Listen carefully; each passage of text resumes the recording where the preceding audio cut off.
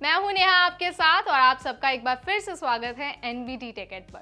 सरकारी नौकरी के इस सेगमेंट में आज मैं जिस भर्ती की बात करने वाली हूं वो काफी लंबे अरसे बाद निकली है, लेकिन वो भर्ती कौन सी है और कौन कौन सी इसमें योग्यताएं हैं, कौन कौन से उम्मीदवार अप्लाई कर सकते हैं, ये तमाम डिटेल्स जानने के लिए आपको इस वीडियो को एंड तक देखना होगा। तो चलिए वन बाय वन सारी डिटेल्स आपको बता देते हैं, लेकिन सबसे पहले आपको बताते हैं कि आखिर भर्ती निकली कहाँ है। राजस्थान हाउसिंग बोर्ड ने कंप्यूटर ऑपरेटर और जूनियर इंजीनियर जैसे कई पदों पर बम्पर भर्ती निकाली है, लेकिन क्या इसकी योग्यताएं हैं और तमाम डिटेल्स आज हम आपको इस वीडियो के जरिए बताने वाले हैं। तो चलिए शुरू करते हैं।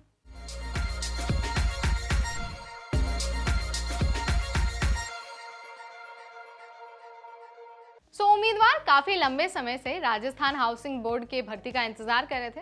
फाइनली उम्मीदवारों का इंतजार जो है वो खत्म हो गया है और कंप्यूटर ऑपरेटर और डाटा एंट्री ऑपरेटर जैसे कई पदों पर बम्पर भर्ती निकल गई है। अब आप ये पूछेंगे कि अगर आप इस भर्ती के लिए अप्लाई करना चाहते हैं तो आपको कहां जाकर अपना एप्लीकेशन फॉर्म भरना होगा। तो चलिए आपको वो भी बता देते हैं।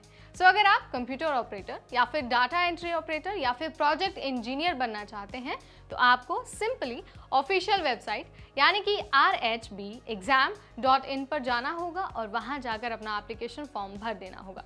मैं आपको ये बता देती हूँ कि जो ये भर्ती होने वाली है उसके जरिए कुल 258 पदों को भरा जाएगा। हालांकि ये जो भर्ती है इसमें पदों में वृद्धि आने वाले समय में हो सकती है। एप्लीकेशन की प्रक्रिया ऑलरेडी 19 जुलाई से शुरू हो गई है और आपके पास पूरे 1 महीने का समय है, यानी कि 18 अगस्त तक आप अपना एप्लीकेशन फॉर्म जमा कर सकते हैं। अब आप पूछेंगे कि जो 258 पद है उनमें आखिर डाटा ऑपरेटर और जो प्रोजेक्ट इंजीनियर है इसके अलावा और कौन कौन से पद इंक्लूडेड है। तो चलिए आपको वो भी बता देते हैं। इस भर्ती के जरिए computer operator, data entry operator, project engineer यानी कि जो सिविल और इलेक्ट्रिकल हैं उनके लिए, साथ ही senior draftman, junior draftman, legal assistant और जूनियर अकाउंटेंट और जूनियर असिस्टेंट जैसे कई पदों को भरा जाएगा। अगर आप जनरल कैटेगरी से बिलोंग करते हैं तो आप इस बात का ध्यान रखिए कि एप्लीकेशन फॉर्म भरते वक्त आपको 975 रुपीज़ एप्लीकेशन फीस देनी होगी। वहीं अगर आप ओबीसी और ईडब्ल्यूएस कैटेगरी से बिलोंग करते हैं तो आपको एप्लीकेशन फीस देनी होगी 875 रुपीज़। वहीं अगर आप एससी या फिर एसटी कैटेगरी से बिलोंग करते हैं तो आपको 775 rupees as an application fee देनी होगी। ये तमाम डिटेल्स थी कि आप कब से कब तक अप्लाई कर पाएंगे और साथ ही आपको कितनी एप्लीकेशन फीस देनी होगी। अब आपको बताते हैं कि योग्यता क्या होनी चाहिए।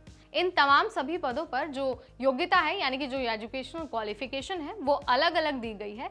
आपको ये देखना होगा कि आप कौन से पद के लिए अप्लाई करना चाहते हैं, उसी के अनुसार आप वेबसाइट पर जाकर नोटिस चेक कर सकते हैं। नोटिस में योग्यता और उम्र सीमा जैसी तमाम डिटेल्स दी गई हैं। अब आपको बताते हैं कि जब आपको सिलेक्ट होना है इन पदों पर तो आपको किन किन प्रक्रियाओं से होकर गुजरना होगा। नंबर 1 है रिटन एग्जाम।